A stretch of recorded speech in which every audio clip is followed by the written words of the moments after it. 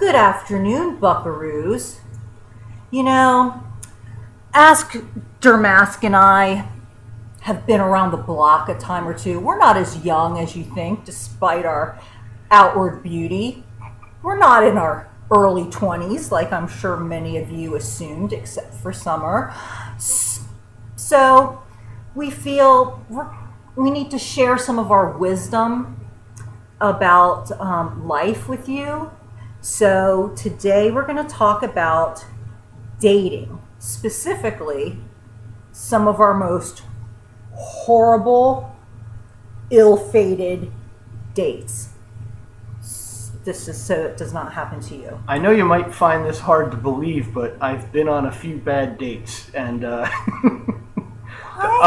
real bad date, and I don't even know if you could classify this as a bad date because the person has to show up. The person has to show up, but when I was a little bit younger, a couple of seasons ago, I was set up on a date with someone who knew my mom. Now that in itself is really embarrassing, but I was young, and I guess my mother couldn't stand the fact that I was single and, fancy free. Wanted to get you the hell out of the house. Well, I was already kind of out of the house. Like I was in that transition stage where I was just about to leave home because I had a full-time job and I was just getting ready to buy my first place. But she decided that I had to have a woman too. So rather than listen to her nag me every day, and by the way, my mother is like a combination of Fred Flintstone's mother-in-law fucks George Costanza's mom. That's pretty much my mom, except she's not fat. The grating voice. So every day I had to listen to like her bitching at me. So finally I let her set me up on a date. So she gives me this girl's number who I'd never met before. We'll call her Leanne. So Leanne decides she wants to meet me at what was the most expensive restaurant in the area. Duh. Right. So I'm no cheapskate. So I'm no cheapskate. We'll go to Wendy's. Right. So I make reservations for two. I think the date was supposed to start. I want to say it was 7:00 was when the date was supposed to start. So I get over there a little bit before 7. I don't want to be that dick that takes the table early. So I walk up to the hostess and I say, "Look, I have reservations for 2. Someone else will be joining me. I'll just be waiting at the bar. I'll just be at the bar for a little bit before 7:00. Fine." So I go over, I sit at the bar, I have a drink, I'm looking at my watch the whole time. Finally 7:00 comes. So I walk back up to the hostess and I say, "Look, my date's not here yet, but why don't you sit me?" So I sit down by myself, like a loser, with the other place setting right in front of me. Here's where her plate will So go. basically, the waitress comes back over and I'm like, "Can I have another basket of bread, please?" So basically, still waiting on your friend. Still waiting on your date. So basically, about a half hour goes by. Now it's 7:30. So I decide, hey, I'm gonna order a carafe of wine For two. So you'll be ready when she gets there, and she'll be so stressed. I'm sorry. Right. So I get a carafe of wine, and 7:45 comes around. Now in the back of my mind, I'm thinking, this girl's family knows my mother. There's no way she's got to be dead. There's no way she's going to stand me up. Was this the olden days when there were no cell phones? There were no cell phones. The only cell phones you had back then were basically the ones that are as big as your forearm. Right, so, the block of cheese. The block of cheese. So, and even if I did have one, it was in my car. So it was pretty much called a car phone back then. So I'm just sitting there waiting. 8:00 comes around. So I just turn to the waitress and I'm like, I'm going to order. Now, for all I know, she knows the people that work at the restaurant because she'd been living down there longer than I have. She called and she said, "Hey, what's he look like?" He's okay. Yeah. Okay means yuck. Yeah, okay means yuck. So anyway, so I go to order and the waitress goes to me, "You're going to order anyway?" Like incredulously. And I'm thinking, you know what? I've eaten through way worse than this. What do you want me to do? Yeah, what do you want me to fashion a diaper out of this crisp What do you want me to do? tablecloth? Get up and leave? I've already invested time in this Plus, place. I've taken up your table by ordering freaking free bread and wine. So I finished my meal, I left. By the way, I never got an explanation as to why she never showed up. Oh, that was horrible. Well, you know. It was an experience. Yes, it sure was. I used to be, back when I had lots of choices when I dated. That's not anything. That's just saying when I was young and You lucked out, pretty. though. No, that wasn't anything against you. But I would be a bitch, believe it or not. No. Like somebody would come to pick me up. I'd look out the peephole. He didn't have a car. He was like in one of those cars with the birds on the hood or whatever. Oh, it's a Trans Am. And I'd just be like, Mom, I'm not going. Go tell him I'm sick. He'd like knock on the door and I'd have my mom like, she's sick. Then when I worked, we were at... I think this is one of my favorite ones I've ever heard, but go ahead. We went to like, I forget what it was. It was like some function after work. And there was like a pretty good looking guy there. And people were like, you should, we were there during the middle of the day. And like, you should go out, because he was like, oh, can I go, you drink a little bit, now we're working, and blah, blah, blah. You should go out with him after work, blah, blah, blah. And, oh, I know him, he's a nice guy. Okay, so blah, blah, blah. So, okay, fine. You can, let's go out for a drink after work. So we're there, back at work, 5 o'clock rolls around, some guy, Scott, I believe, comes to tell me that my date is here. And he referred to him as Johnny Hugo. So you're thinking Johnny Utah, you're like, why Johnny Hugo? I was thinking Johnny Hugo. So I look out the front window and there's a blue Hugo. You know, the shitty car with the tires that are this big. It basically looks like $3.50. It looks like a smaller Volkswagen Rabbit. So of course I was a bitch and I was like, I'm not going. I'm not getting in. You were a real Kardashian back then. I was a real rag. Yeah. I used to set rescue rings on my phone to save me from assholes. Had my neighbors come and get me, telling me like the house is on fire. I need to come quick. Remember that roast you said you wanted to make? Like really stupid things. But yeah, I never had anything to pull out of the dive. no. Although I did go on a date once where, by the way, same restaurant as the one I was stood up at. Foul. Oh, yeah, but it was the only like really nice restaurant in the area. Yeah, but there's like, he's back again. I don't give a shit with the steak. I'm a pretty good tipper. Shit, the bread's great. I'm a pretty good tipper. So I mean, even if they made fun of me in the kitchen, at least they didn't do it to my face like they do at the Chinese buffet. At the I almost said at the pedophile place, at the pedicure place. Yeah, I mean, they pretty much point and laugh right at you. But anyway, I make a date myself. I didn't need my mommy this time. Aw, he's growing up. So I show up at the restaurant, and the girl, I talked to her on the phone. For all intents and purposes, she seemed normal. So we sit down, we're talking, having a drink, waiting for our appetizers to come, and she starts just yammering about her ex. Now, speaking of fouls, that's a bad first date foul. Like, talking about your ex, that's maybe like a third or fourth date if it gets that far, if you want to bitch about your ex. But she just starts going on about him, about what a bastard he is and how he cheated on her. And you probably will too. And then in the middle of it, she just bursts out crying. And when I say crying, I don't mean silently sobbing with a tear running down. I'm talking about so she's not just she can't get her breath. You know, people are starting to look like, oh, he's on another great date again. How's she crying? Show us. You sure she was crying, or was she jerking off under the table? I'm sure looking across the table at me. It was the latter. So I very calmly finish the drink that's in my hand, stand up, I put 2 20s down on the table, and I start walking away. And she's like, what are you doing? I go, this date's over. I don't expect... Mr. Sensitive. I don't know how much more you expect me to take.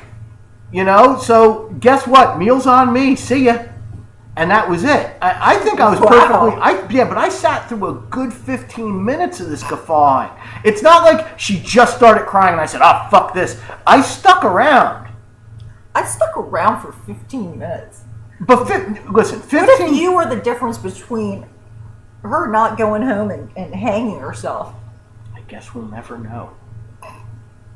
All right. Well, perhaps you have a bad date you like to share. Perhaps I have lots of bad dates. Oh, my best bad date. Well, there's a tie. My best bad date was. Let me set the scene quickly. It was in the 80s. So. Ding, ding, ding, ding, ding, ding. Huey Lewis was a very big heartthrob back then. Let me just say that now. So I went to this very fancy restaurant in Georgetown in DC called La Niçoise. It was very expensive. They had a cabaret show and roller skating waiters. So it was a real hoopla. They had clams on the half shell. It would have been perfect. They had Clams Casino, which I think got my friend Tina sick, which is why one night, after I had already been there and met the French version of Huey Lewis, because it had been my birthday, and he cornered me in the bathroom. He goes, "Oh, the birthday girl, can I give you a birthday?" Did you say he cornered you in the bathroom? No, outside of the bathroom, I was just in the going little to say, hallway. Jesus I came Christ. out of the bathroom, and he was standing there. "This is the birthday girl. I'll give you a birthday kiss." So I was like, "Okay," and he was like real quick. "Why don't you come back tomorrow and we'll go dancing?" Oh, wow, okay. So, it's the 80s. I was like, 19. I just turned 19. So I was like, wow, I must be a real woman now because this 30-year-old French Huey Lewis Huey Louis is like asking me out. So I'm like, oh, okay. So we go home. I call my friend Tina. I'm like, "Tina, please come back with me tomorrow. We're going to go dancing and, all these free drinks and blah, blah, blah." It'll be great. "It'll be great. I'll drive you. I'll take you home. Blah, blah, blah." Okay. So we go shopping. I pick out this new dress. I have the Asian tailor emergency dye a pair of shoes, the special color pink to match my black and pink polka dotted ruffled dress that I bought to go dancing. Dancing. So, drive there. Long story short, Tina eats these Clams Casino. She gets hit on by the owner, who is like a French Jerry Lewis, but not as sexy. And he's a god over there. And he smelled like coffee and cigarettes. So she was just like, "I feel sick. I gotta go." All right. "Hey, Michelle, the French Huey Louis. I'll be back. I gotta drive Tina home." "Okay, well, we'll be closed up by the time you get back, but we'll go dancing." Okay, so drive home, drive back, park the car, go in to the restaurant, which is closed, so there's only a few guys milling around. I'm ready to go dancing. You got your dancing shoes on? You know what he had on? A greasy wife beater and light blue running shorts. Like the kind that you wear in triathlons with the slit. And since it was the 80s, they were probably up high.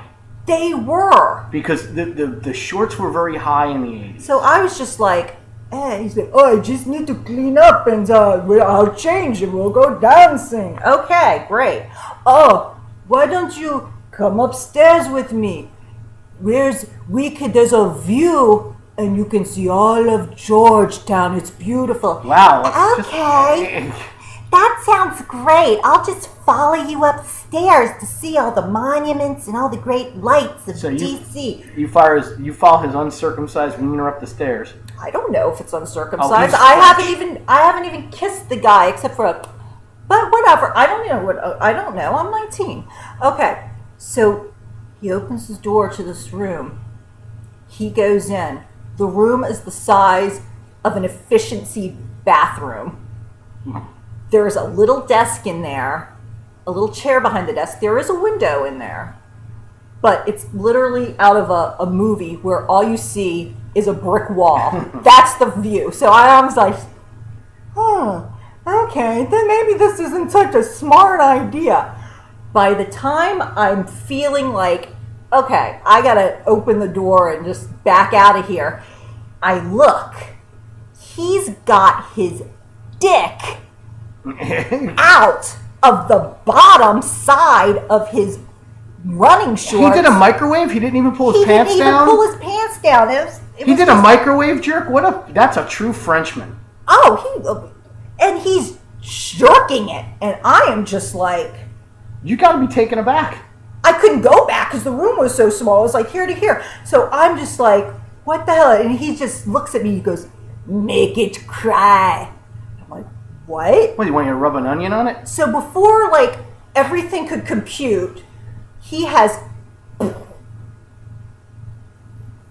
and I see this arc Of jizz. And it's coming right for me. Meanwhile, I'm like 2 feet away from him because the room's so small. My hand's on the doorknob, and it's like, no. It lands on my freaking shoe. Now, you know what? I can let some things pass. Like taking your dick out and jerking off in front of me, and you were fine with for that. no reason. But you fucking messed my shoe up, my new shoe. With jizz. So I take my shoe off, and it's like, and I'm like, you ruined my shoe. And then so I like go down the stairs. You turned into Joan Crawford. So I'm like limping down the stairs, trying to get out the door, holding my shoe, like your jizz-covered shoe. My jizz-covered shoe. I can't believe it. And then instead of being like, "Oops, sorry, we crossed signals" or something, Moi bad. He goes, "You're just a little girl. You'll come back when you're a woman." Oh, okay. Well, I'll just come back. Like, hey, I'm a woman now. I got my boobies. Where were we? Why don't you jerk off of my other shoe? So anyway, long story short, that was a pretty bad date.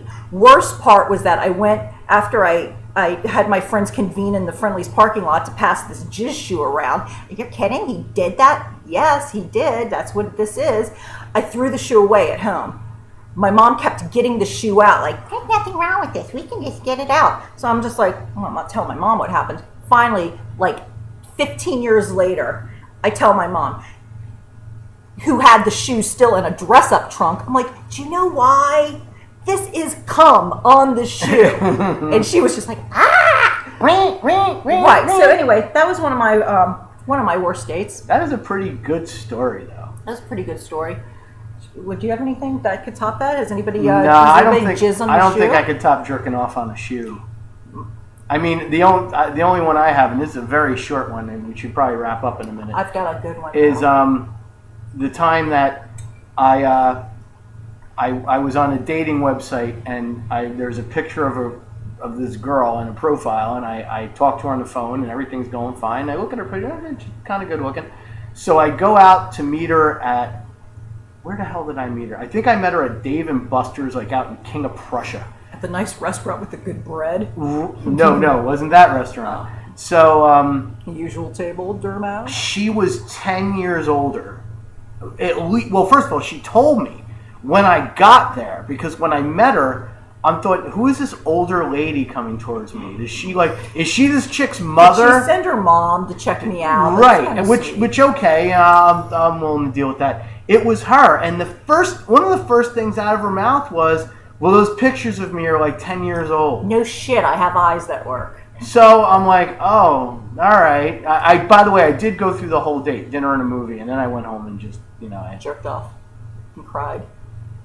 Well, one or the other. Yeah, more the first one. Yeah, but I mean, on a dating website, nobody's putting up everyone's like, well, my pictures look just like me. I mean, Well, mine do. My worst date ever was probably not even that the worst date happened to me. I was the worst date. Awesome. Knew a guy, went out once, went out again. Next date, he's like, why don't you let me make you dinner? Mm-hmm. Okay. So I took the bus and stuff, went to his house. He's making spaghetti. Okay. I took the bus after work, so I was wearing like a nice blouse and a skirt, stockings, heels, blah, blah, blah. So he's making pasta of some some shit. Oh, he doesn't have freaking cilantro, but he doesn't want to burn the fucking thing. So he was like, "Would you mind taking my car and just running to?" Now this was a first date. Third date. All right, but that's a lot of trust to get you to take his car because he really doesn't. He doesn't really know me. No. The first date was like meeting for coffee. The second date we went to like a movie, so he didn't freaking know me. Right. Okay, but again, somebody I worked with knows this guy. Okay. So he's like, "Would you mind going to Food Lion and picking up some cilantro and I forget whatever else?" It's like literally a mile up the road. All right, no problem. So I get in his seat, in his car. I forget what kind it was, like a freaking Lumina or something. I do remember that it had very light oatmeal colored fabric seats. Remember that. So I'm driving less than a mile to get to Food Lion when I feel a little rumble in my tummy, and what am I going to do? I don't want to have a stomach ache, so I fart. Yeah, I know, I meant to fart. I shit. You rolled the dice and it came up snake eyes. I lost. Big time. And I shit my pants. Oh, I shit my skirt, which was helpful because then the shit could just like strain out of my stockings and smash all into his oatmeal colored fabric seats. So now I am literally and figuratively shitting my pants. Like, I don't know this guy. I don't have a phone on me now. Mm-hmm. I've just shit in a stranger's car pretty much. So I frantically drive to the gym I belong to, which was like 5 miles away. I run in there.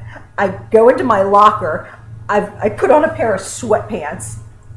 And I get some of the squirty stuff and paper towels, and I'm just like scrub. Meanwhile, like 40 minutes has passed now. And you should have been back like 20 minutes ago. I should have been back like 30 minutes ago.